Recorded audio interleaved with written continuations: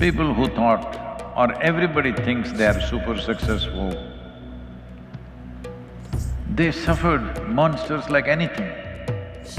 Yesterday we were talking about the emperor, the Sikandar, Alexander. His monsters were unmanageable. He barely slept and went crazy with these monsters. There are many like that in the world. They quietly eat you daily, little bit by little bit. Not good. So essentially, if you do not invest in enhancing who you are, monsters are inevitable. No, Sadhguru, I have been rowing my boat, daily I'm doing Shambavi. Yes, Shambavi is making your stagnation little pretty. But if you want to go, you must pull in the anchor or cut the rope, otherwise this is not going anywhere. So once you create stagnation, slowly monsters will arise. Sometimes it'll torment you seasonally. Yes, seasonally they will torment you.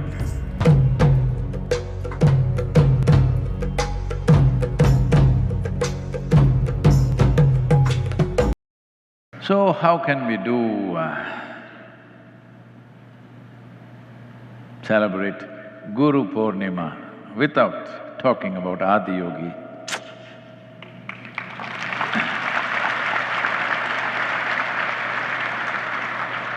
When Adi Yogi became Adi Guru, he was reluctant.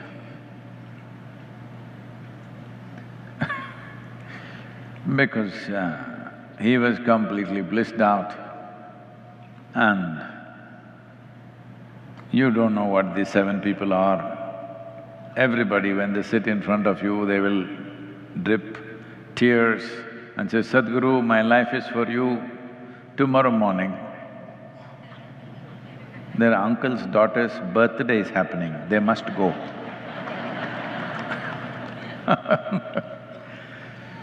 So, he kept them there for years without even looking at them. But those seven were not that kind. They gave everything they had and prepared and prepared and prepared. On this solstice day, when he was trying to adjust his own system, he opened his eyes and looked. Suddenly, these seven idiots are shining. He looked, what? Shining beings they have become. He just gave them something simple to prepare and they have become shining beings. He looked at them. Then he gave up this thing of not wanting to be involved, because the difficulty of trying to convey something which is not within the realm of logic or not within the realm of the five senses is a thankless job. It doesn't matter what you experience in given moments. 3 days later, you will go back and say, maybe he just mesmerized me. Maybe they put something in the drink. Suddenly I was feeling like this, maybe they put something in the drink. I'm not making this up. Every day, this kind of betrayal is happening to me, daily basis. Every day. People who are there for periods of time and say, Sadhguru, there is no other God but you. I say, relax a little bit, because I know what you have done to your gods, I don't want that to happen to me.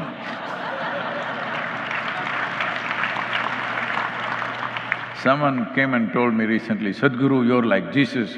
I said, don't ever say that. I don't want to be nailed, all right? Don't ever say such things. So all this you will do, but because there are monsters in your head, monsters are because of stagnation. Just understand, if life was flowing and new things were happening all the time, if evolution was happening within you actively, there shall be no monsters, because all the life energy will be used To make a monkey into human being, do you know how much energy it takes? Hello? To make a monkey into a human being, it must have taken tremendous amount of life energy to do that, isn't it? So, if you consume your energy for your transformation, for your evolution, then there shall be no monsters in your head. If you're a stagnation, you become a stagnation because you get identified with something. Your wealth, your beauty, your education, your qualifications, your money, or maybe your muscle, we don't know, depends who you are. You get identified with something, now you're anchored. With an anchor, where will you go? No, Sadhguru, I have been rowing my boat, daily I'm doing Shambavi. Yes, Shambavi is making your stagnation little pretty. But if you want to go, you must pull in the anchor or cut the rope, otherwise this is not going anywhere. So once you create stagnation, slowly monsters will arise. Sometimes it'll torment you seasonally. Yes, seasonally they will torment you because when, for whatever reason, if the energies are a little high, today, Guru Purnima, the moon is close to us, and on any Purnima for that matter, on a full moon night, energies are high. As all of you know, if you… at any time, if you spend some time in the asylum, no, no, or even at home, see,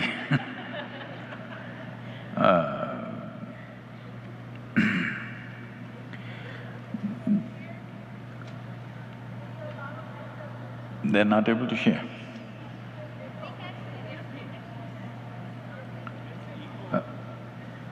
Yes.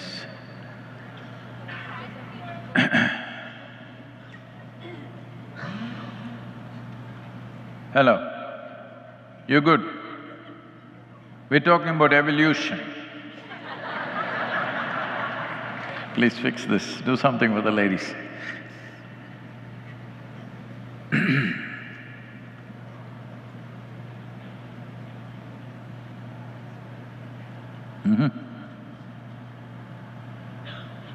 Hello? Is that good? Say it's good. Learn to say good things.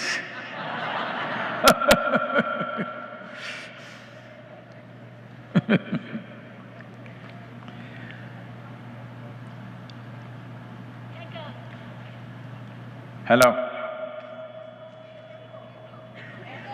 No, that is… echo is so that you get it twice.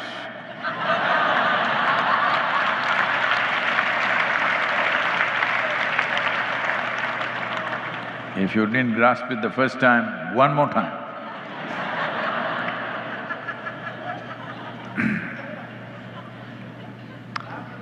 So, don't worry, if you don't hear a few words, don't bother, just be with me, okay?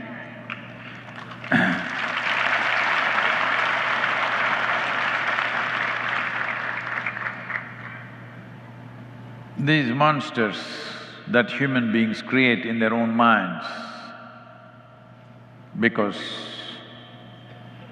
energies that are dedicated to your evolution are unused.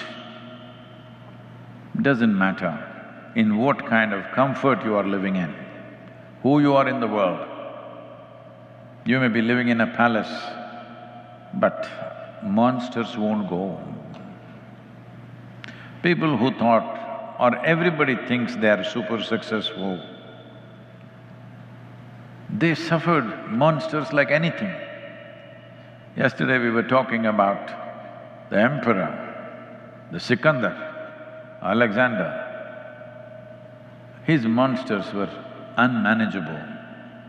He barely slept and went crazy with these monsters. There are many like that in the world. Your monsters may be small because what you have identified with is small. But small monsters, not any more comfortable, actually they're more torturous. See, if you go into the jungle, not here in United States, they've weeded out all wild. Suppose in India you go into the jungle, if you're attacked by a tiger, probably in 5 seconds you'll be dead, max, most probably 2 seconds. He'll break your neck first thing. But suppose you're attacked by a bunch of wild dogs that here you call as coyote, then they will eat you alive, piece by piece. Which is better?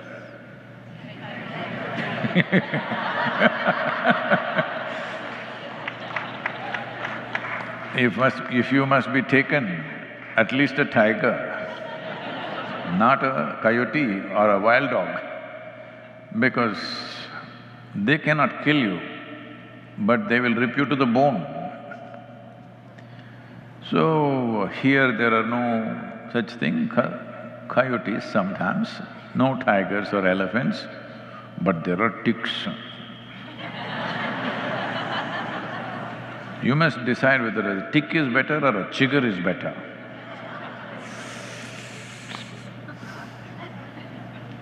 Doesn't kill you, but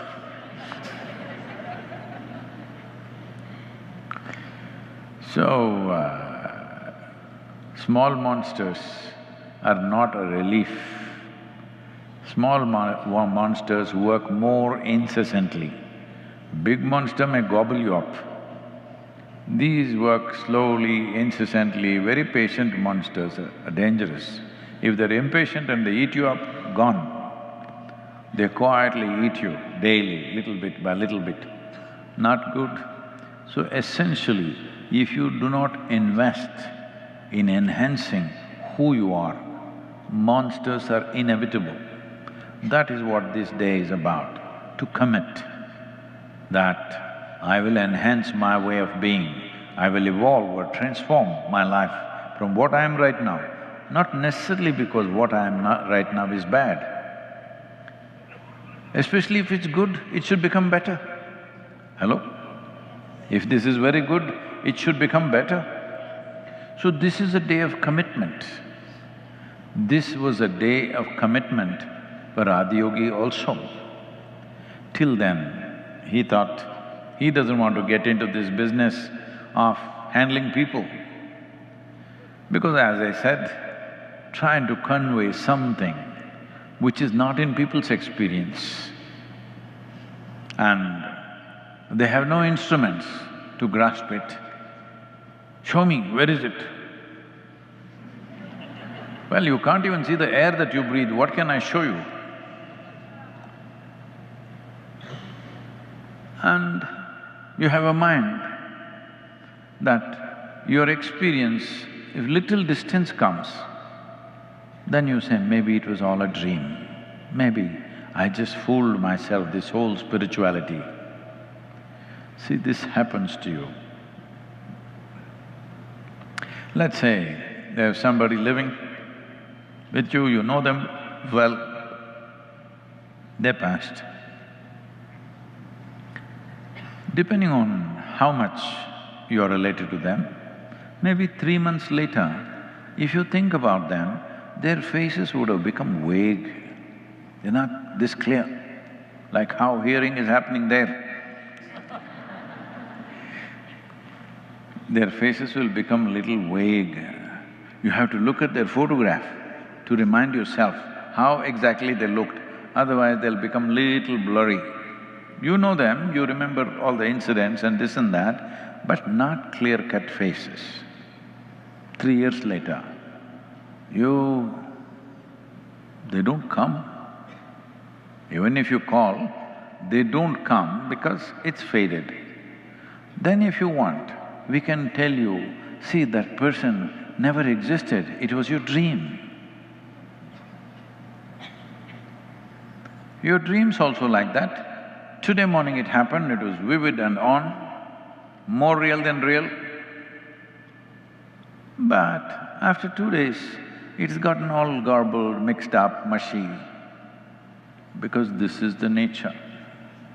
because your memory is not a photograph. Your memory is a complex system. It has to bounce through many things to give you a picture.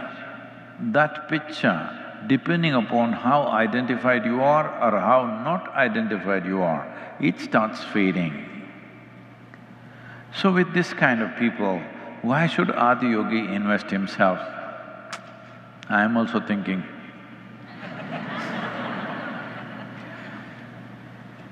So he ignored them for years, but then he saw on this day, they've all become shining beings. Then he also turned south. Because he turned south, they called him Dakshinamurti.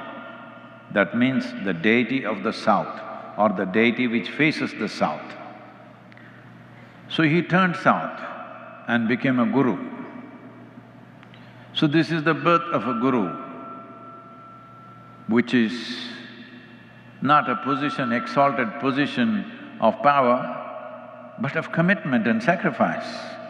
So he sacrificed his own freedom and his blissfulness and his ecstasy and committed to transmit what was happening within him. So this is why Guru Purnima, his commitment and so many other wonderful beings who committed along the way in these many thousands of years, don't waste that commitment. It's time that you commit, if not for everybody's well-being, at least for your well-being. This must happen.